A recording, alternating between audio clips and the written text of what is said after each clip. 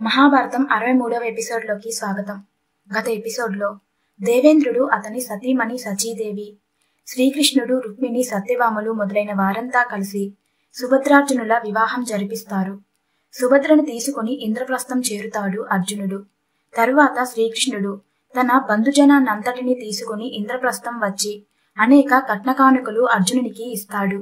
తరువాతి కాలంలో సుభద్రకు అభిమన్యుడు, ద్రౌపదీదేవికి 5 భర్తల వలన 5 పుత్రులు జన్మిస్తారు. ఒకరోజు శ్రీకృష్ణార్జునులు విహారంగా కాండవప్రస్థం వైపుగా వెళ్ళగా అక్కడ అగ్నిదేవుడు తన ఆకలి తీర్చమని అడుగుతాడు. వర్షం కురిపించకుండా ఆపితే తాను కాండవాన్ని కాల్చి తింటాను అంటాడు. అగ్నిదేవునికి అజీర్ణ వ్యాధి ఎందుకు వచ్చిందో జనమేజయ రాజుకి వైశంపాయనుడు వివరిస్తూ శ్వేతకేతు అను రాజు కథను చెప్తాడు. ఇక మిగతా కథను ఈ ఎపిసోడ్లో తెలుసుకుందాం. అగ్నిదేవుని ప్రార్థనను విన్న అర్జునుడు బాధపడి, ఇంద్రుని వర్షధారలను చుక్క కిందకు దిగకుండా చేయగల బాణ సమూహాలు నాకున్నాయి, కాని అవిప్పుడు నా వెంట లేవు. శ్రీకృష్ణుని ఆయుధాలు కూడా ఆయన వెంట లేవు. ఇప్పుడు మా వద్ద వెదురు ధనుస్సులు మాత్రమే ఉన్నాయి. ఇవి నా భుజాల బలం మొత్తంగా ఉపయోగిస్తే ఒక్కసారిగా విరిగిపోతాయి. అందువల్ల ఎలా అని ఆలోచిస్తున్నాం. లేదంటే వెంటనే నువ్వు చెప్పిన పనిని చేసి ఉండేవాళ్ళం అని అన్నాడు అర్జునుడు. అప్పుడు అగ్నిదేవుడు, మీ వద్ద శస్త్రాస్త్రాలు లేవని విచారించకండి. నా వద్ద అద్భుతమైన అస్త్రాలు ఉన్నాయి. అవి శాశ్వతంగా మీ వద్దే ఉండేలా ఇస్తాను. అవి తీసుకొని నాకు సహకరించండి అంటూ వరుణుడిని స్మరించాడు. వరుణుడు తక్షణం రాగా, పూర్వం చంద్రుడు నీకిచ్చిన బ్రహ్మ నిర్మితమైన ధనస్సును, తరిగిపోని బాణాలు కలిగి ఉన్న జయ అను పేరుగల అమ్ములపొది జంటని, గంధర్వలోకంలో పుట్టిన గుర్రాలు కట్టిన రథాన్ని ఈ అర్జునుడికి ఇవ్వు. చక్రాన్ని, గదను ఈ శ్రీకృష్ణునికి ఇవ్వు అని ఆజ్ఞాపించాడు. వరుణుడు గాంధీవం అనే ధనస్సును, అక్షయ తూణీరాన్ని, దివ్యమైన రథాన్ని అర్జునునికి, సుదర్శనం అను చక్రాన్ని, కౌమోదకి అను గదను శ్రీకృష్ణునికి సంతోషంతో ఇచ్చాడు. అగ్నిదేవుడు కృష్ణార్జునులకు ఇచ్చిన ఆయుధాల గురించి ఇలా వివరించాడు. అర్జున, ఈ ధనస్సు పేరు గాంధీవం. ఎంతటి మహిమగల బాణాల సమూహమైనా చివరికి వజ్రాయుధమే వచ్చి తాకినా గాంధీవాన్ని ఏమీ చేయలేవు. తాకిన ఆయుధాలే ముక్కలైపోతాయి. ఈ అమ్ముల పొది అక్షయం, బాణాలు అయిపోవటం అంటూ ఉండదు. ఈ రథం దివ్య రథం. పూర్వం దీనిని చంద్రుడు ఎక్కి 4 దిక్కులను జయించాడు. ఎదురులేనిది వాయువేగం కలది. ఇక కృష్ణ, ఈ చక్రం పేరు సుదర్శనం. దీనిని నీ చేతితో ప్రయత్నిస్తే అది శత్రువులెవరైనా లెక్కపెట్టక చంపేసి తిరిగి నీ చేతిలోకి వస్తుంది అని చెప్పాడు. కృష్ణార్జునులు చాలా సంతోషించి, ఇప్పుడు సరే, మాకు సరిపోయే ఆయుధాలు వచ్చాయి. ఇక దేవరాక్షసులను కలిపి వెంట తెచ్చుకున్న దేవేంద్రుణ్ణి కూడా కొట్టేస్తాం. ఇక కాండవాన్ని తినేయి అని అన్నారు. అంతవరకు బ్రాహ్మణ రూపంలో ఉన్న అగ్నిదేవుడు ఒక్కసారిగా దిక్కులు అదిరేటట్టు ఏకంగా మేరు పర్వతమే ఆ వేడిమి దెబ్బకు పగిలి ముక్కలయ్యేలా కోటి కాంతులతో కాండవాన్ని కాల్చి తినేయటం మొదలెట్టాడు. వనంలోని క్రూర మృగాలు, పాములు, పక్షులు ఎక్కడికక్కడ కాలి మరణించసాగాయి. వనానికి 2 వైపులా అగ్నిదేవుని పనికి ఆటంకం కలగకుండా ఇద్దరూ నిలబడ్డారు. కాండవవన రక్షకులు అరుస్తూ రక్షించటానికి రాగా అర్జునుడి బాణాల దెబ్బకి ఎక్కడివారెక్కడ చచ్చి పడిపోయారు.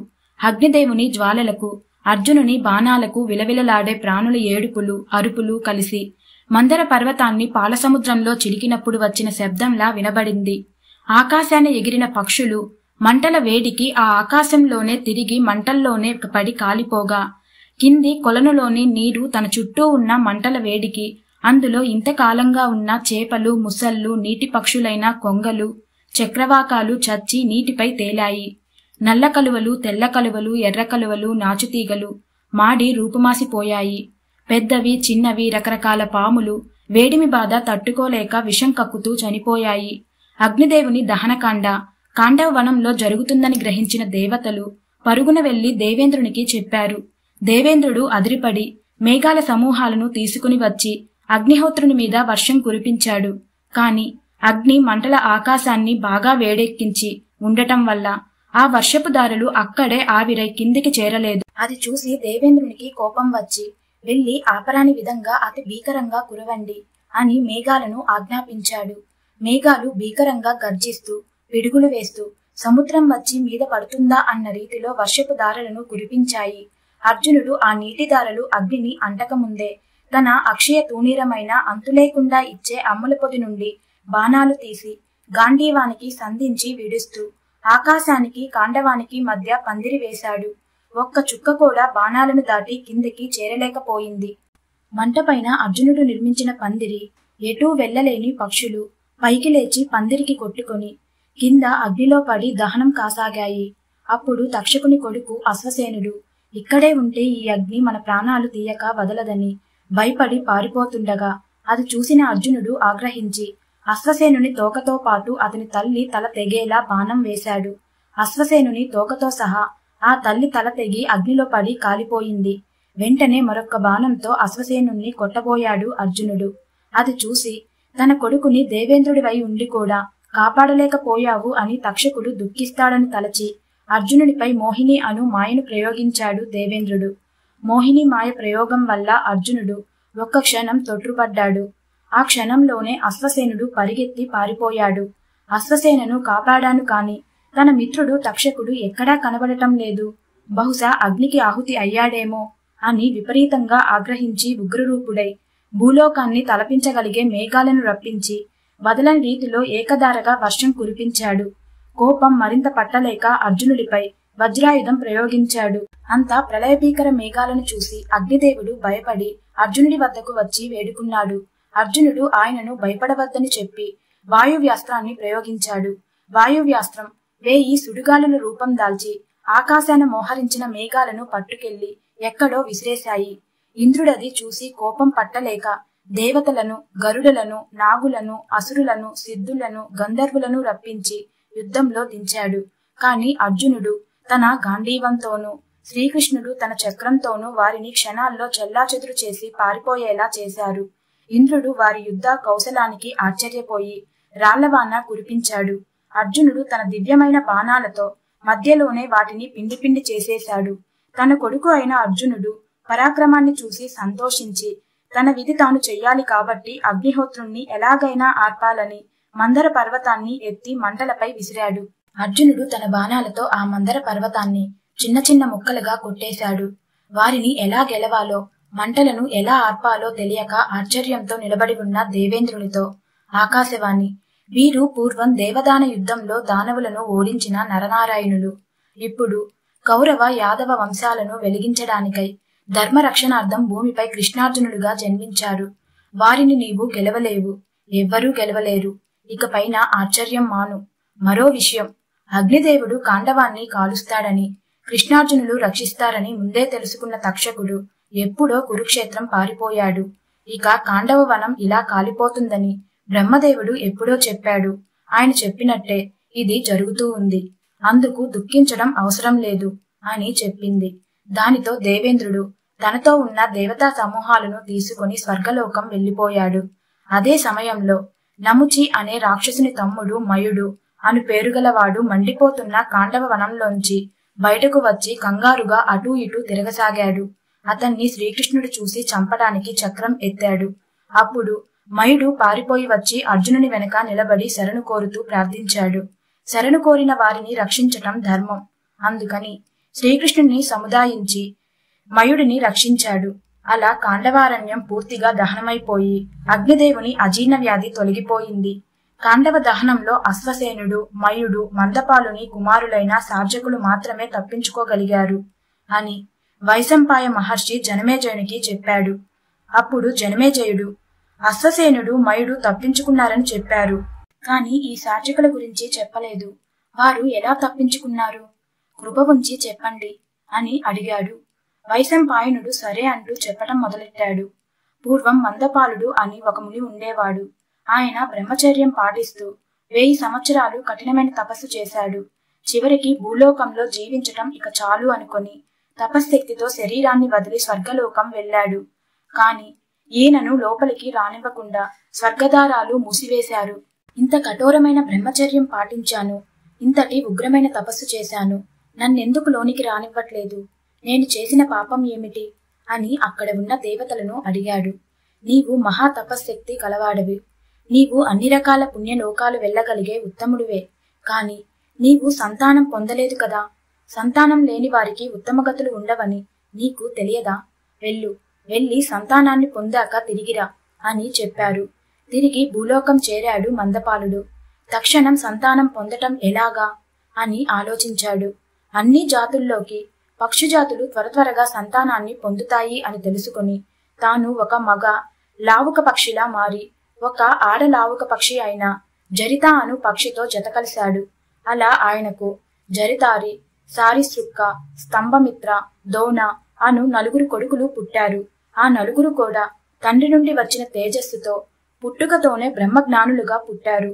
తర్వాత మందపాలుడు లావుక పక్షి నుండి మానవ రూపంలోకి మారిపోయి జరిత అయిన భార్యను 4 సంతానాన్ని కాండవ వనంలో ఉంచి తాను తన మానవ వనిత అయిన లభిత అనే భార్య వద్దకు వెళ్లిపోయాడు. ఒకరోజు తన భార్య లభితతో కలిసి కాండవ వనం సమీపంలో విహరిస్తుండగా అగ్నిదేవుడు కాండవ వనాన్ని దహించాలని ఆలోచించడం తెలుసుకున్నాడు. ఆయన అలా దహిస్తే కాండవ వనంలో ఉన్న తన కుమారులు, భార్య కాలి మరణిస్తారు అని అగ్ని సూక్తాలతో అగ్నిదేవుడిని ప్రార్థించాడు. అగ్నిదేవుడు ఆయన సూక్తాలకు పరవశించి ప్రత్యక్షం అయ్యాడు. అప్పుడు మందపాలుడు కాండవాన్ని దహించినప్పుడు అందులో ఉన్న తన సంతానమైన లావుక పక్షులను మాత్రం దహించవద్దని ప్రార్థించాడు. అగ్నిదేవుడు భయపడకు, అలా కాల్చను అని చెప్పాడు. మందపాలుడు అగ్నిదేవుని మాటలు నమ్మి నిశ్చింతగా ఉన్నాడు. ఈ రోజు అగ్నికేలలు కాండవాన్ని భస్మిపటలం చేస్తున్నాయి. చెట్టు కొమ్మపైన గూడులో నివాసం ఉంటున్న జరిత తన 4 కుమారులు మంటల పాలవుతారే అని దుఃఖించింది. తన శారీరక సుఖం పొంది పుత్రులకు జన్మనిచ్చి తాను ఎటో వెళ్లిపోయాడు. నేనొక్కదానిని ఇంతటి దావాలానల నుండి నా పిల్లలను ఎలా రక్షించుకోవాలి? పుత్రుల్లారా, ఈ చెట్టు కింద ఒక పెద్ద బొరియ ఉంది. మీరు దానిలోకి వెళ్లి దాక్కోండి. నేను దానిపై దట్టంగా మట్టి కప్పి ఉంచుతాను.